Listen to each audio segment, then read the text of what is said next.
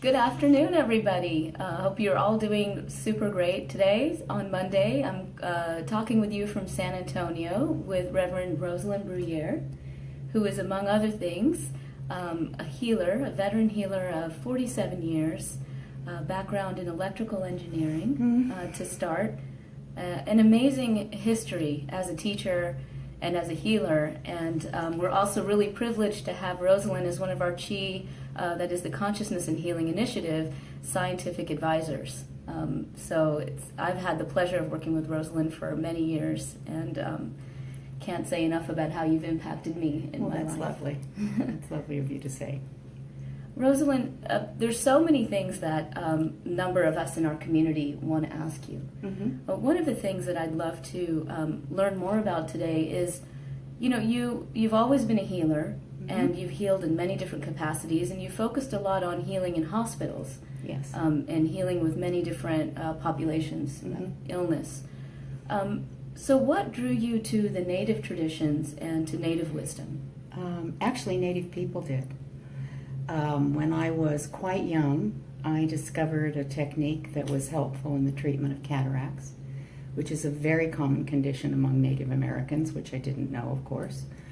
And they kept bringing elders to me to heal. And they were kind and wise, and I ultimately embarked on a study of the medicine wheel that they use as a system of questioning and a system of logic and a system of healing and a system of prayer. And so I began studying it and how it was used by different tribes. North America has over 370 versions of the medicine wheel. Wow, I did not realize that. There are differences in where the colors are in the wheel and what the directions mean from tribe to tribe. Some of them are like a road map. So the north is often white because that's where the snow is. The south is often red because that's where our deserts are in North America. But outside of those two, the other colors might be anything based on where that tribe's home country is. So for instance, the Seminole have green in the north, light blue, middle blue, and dark blue because they're surrounded by water. They're in Florida. Wow. So you have that kind of distinction where they're telling you, this is where my people come from. My people come from that jungle and this ocean. So they might be telling you, I come from those mountains and this Great Plains area.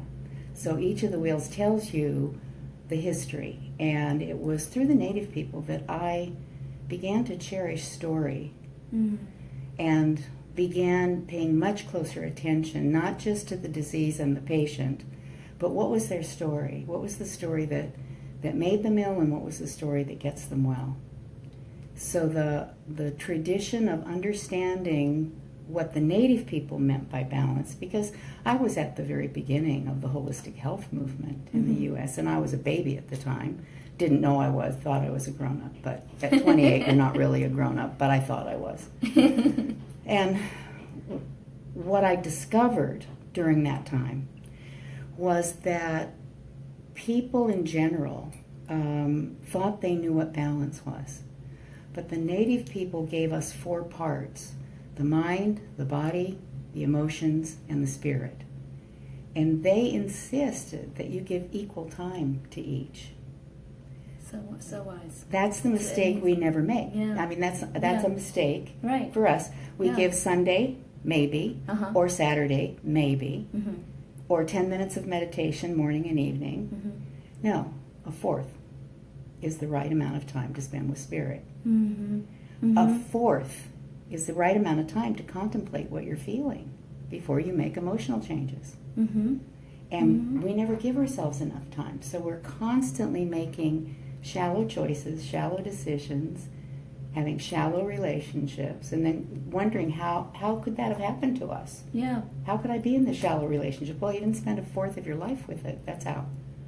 You didn't give it the time that a deep relationship really needs. So what I found when I studied with native people was, first of all, they had far more humor than the rest of the world knows they have. They have funny jokes, ethnic jokes among themselves. So they're always bad talk about certain tribes by another tribe. They have a lot of real body humor. So a lot of what I would call boy jokes. Boy jokes? Okay. Well, I raised sons. Like bodily function jokes. Bodily function I think jokes. that's definitely true of many cultures. Yeah. Yes. So they have a lot of that. But they also have wonderful way of teasing each other into humility. We only have accusation as a culture.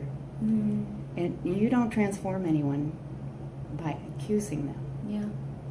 They have a way of teasing you into confronting your hubris Mm-hmm. that is very helpful in getting people to say, oh yeah, I guess I was a little out there. Checking your ego, basically. Yeah, they have ego checks. Yeah. Built Ego into checks the for way humor. they interact with each other. And I found that so helpful because, I came out of a spiritualist tradition. So the spiritualists, if nothing else, take themselves very seriously. Mm-hmm. And they do because they've had to defend themselves against the rest of Christianity, because they're definitely the weirdos of Christianity. There's no question about that. The spiritualists. Yeah, yeah, they really are. But at the same time, the older spiritualists I knew were always much more like the native people. And I was privileged when I was a young person. I was trained by 80-year-olds, and when I was taken among the native people, it was 80-year-old medicine men and women that would take me in. The tribe would bring me there to do healings on people, which I would, and then one of the elders would say, I have an elder over here for you to work on. I'd follow them, and they'd say, you're okay, kid, but you sure are dumb. Let me teach you something about what's going on here. Are you paying attention to everything in this environment? Are you paying attention to what's afflicting all the people, or just the one person you're attending to? So you're 28 or around that at this time. Yeah. And you're, as you call yourself, a baby healer. Yeah.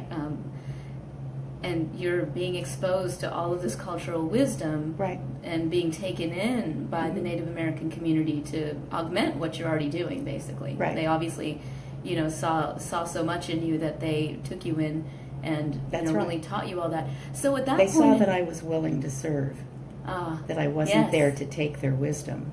That's right. I had come to give them something.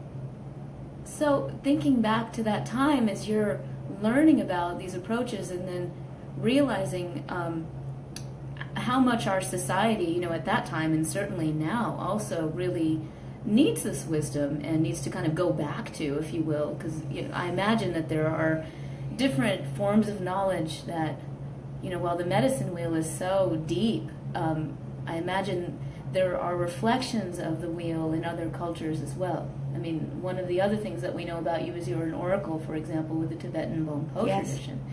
And it's very similar tradition, really. The Bone people think that they're a direct sister tribe to the Hopi nation. I did not know that. They think the Hopis are their sister tribe in the Americas. Wow. So, Amazing. and they both have as sacred the swastika as their symbol. As Indian culture does as well. Absolutely. Yes. Absolutely. Yeah. So they would see those symbols as being threads that hold us together. Mm-hmm. And this is how I can tell where my people went. They were forced to leave, maybe through famine, maybe through drought. We don't know why people go into a diaspora. But once they do, this is how we'll find them again. We'll find the symbols, we'll find the stories, we'll find certain kinds of wisdom that'll resonate in our heart, and we'll know that we've come back home to our people, wherever those people are. So as you're incorporating all of this wisdom at that age, Trying to. and having young children at that time too, correct? Yes. Can you describe your process? I think it would be really useful for healers, all healers of many ages, but especially the young people who, are reaching out to different cultures within the U.S. and others. How do you integrate this wisdom into a life that is over-mentalizing, overachieving, where the balance is not there? So as you learn about these traditions and the wisdom of balance, do you have any advice for young healers about how to incorporate that into a daily structure? Well, the thing that was the easiest for me, I learned everything I needed to know from Native people. when I went and either did healing work with them or went into the kitchen with the women while we prepared a feast, or, most importantly to me, doing handcrafts. Handcrafts. I took up native beading. Mm-hmm. I taught it to my sons. I can't even think how many feathers we beaded while they were quite young. Mm-hmm. And we beaded other things as well because my boys were big at playing Army. That was one of their big games. So there's a Native American beaded tank somewhere in the collection. That's great. It has, because that was his sacred object that day that he was going to bead, and we figured out a way to do it, and we did it. But when you're doing a handcraft and you're not watching television, you don't have your hands on a device, or you're not gossiping. You know, if you get a bunch of people the same age together, they have all their same age issues that they talk about. The good old days, or the whatever their music is, gloom and doom of the future, or whatever it is. Whatever, they get stuck. When you put people who are very young with people who are adults and middle-aged and old all in a row, they have something else to tell each other. And they tell each other a lot by interrupting a story and saying, yeah, I remember doing that. The older people will say, I remember that. And the younger people will say, did you ever? Yeah, I did that. There's a lot of that back and forth that builds the world family back the way it belongs. Which, of course, again ties beautifully into the medicine wheel, because it teaches you about the cycle of time. Right. Right. Right. And how many times you go around the wheel to find balance. They expect you to go around 4 times, which would make you 113 years old. And that's still not the common life expectancy. Yes. But that's their expectation for a life well lived, is that you would live to be 113. Maybe that's a good place for us to stop. Absolutely. Rosalyn, I know that you're going to be teaching on the medicine wheel. I am in the summer. In July. You can go to Rosalyn's website, which is rosalynbruyere.org, or .com rather, rosalynbruyere.com. No, I think we're .org. I think you were right. Okay. We'll get you guys the link. And you can find out more about the workshop that she's going to be teaching, the intensive on the medicine wheel. Rosalyn, thank you so much. You're welcome, Shamini. Thank you for doing this with me. Yeah, thank you. All right, more to come, you guys.